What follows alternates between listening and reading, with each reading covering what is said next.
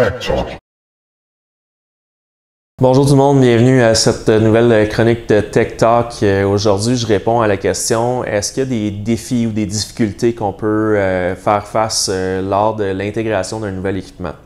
Mais c'est sûr que tout est dans la préparation, donc si je parle par exemple du layout, c'est sûr qu'on va faire un layout des équipements qu'on va intégrer. On essaie de l'intégrer dans l'usine le mieux possible, mais ça arrive quand même souvent que quand on arrive sur place, il y a des choses qui étaient inattendues qu'on n'avait pas vues. Fait au niveau de la préparation, c'est sûr qu'on essaie de penser à tout, non seulement penser aux machines qu'on est en train d'installer, mais quelles sont les prochaines étapes qu'il va avoir après l'intégration de votre équipement, de savoir l'entrée, la sortie, est-ce que j'ai pris la bonne espace, de savoir est-ce que je prends une machine qui fait de gauche-droite ou de droite à gauche.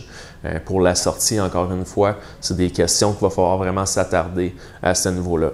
Après ça, on tombe dans un élément que j'aime parler souvent, c'est la préparation des employés, parce que c'est quand même un changement de culture dans la plupart des compagnies quand on intègre de l'automatisation. Souvent, là, je prends le fabricant moyen au Québec, il n'y a pas beaucoup d'automatisation qui est implantée dans l'usine. Il n'y a pas nécessairement des postes qui vont être coupés, mais il y a des postes qui vont changer.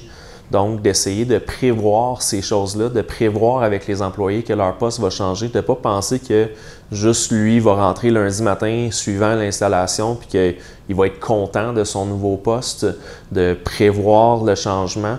Un des meilleurs moyens qu'on peut avoir par rapport à ça, c'est d'essayer de recréer la chaîne de production automatisée, même avec vos équipements actuels avant l'installation.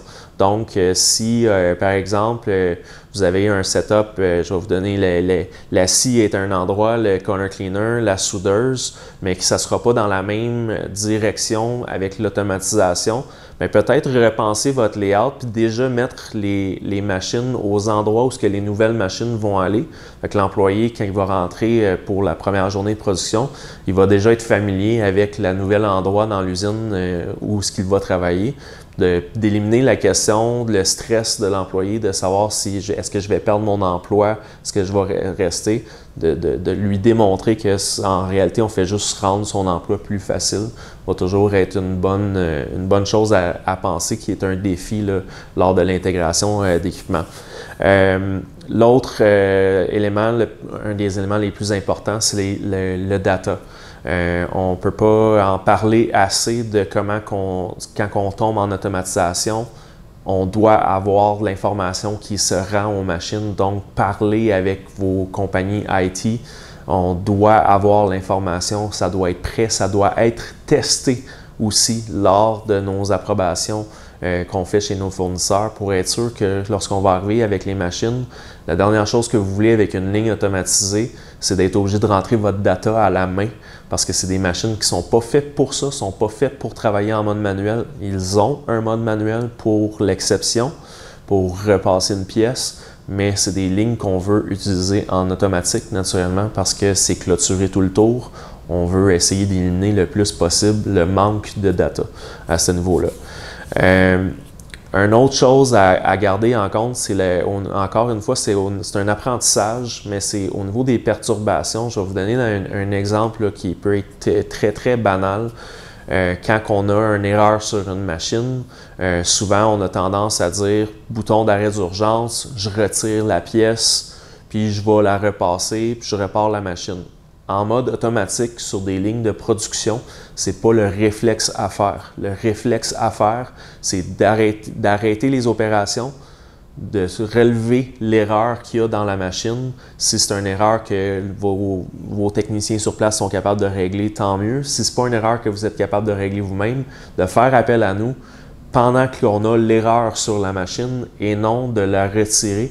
Parce que souvent, les problèmes techniques, on ne peut pas les voir si on a pesé sur le bouton d'urgence, le code s'efface, on perd la pièce qu'on est en train de produire, puis on perd la ligne dans le data. Donc, on ne peut pas repasser cette pièce-là, on doit la recréer dans le data.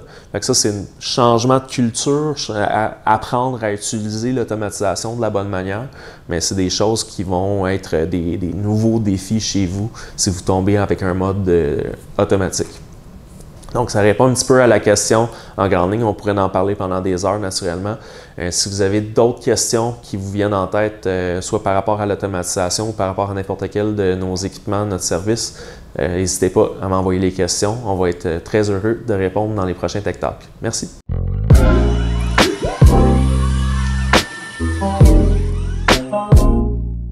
Tech Talk.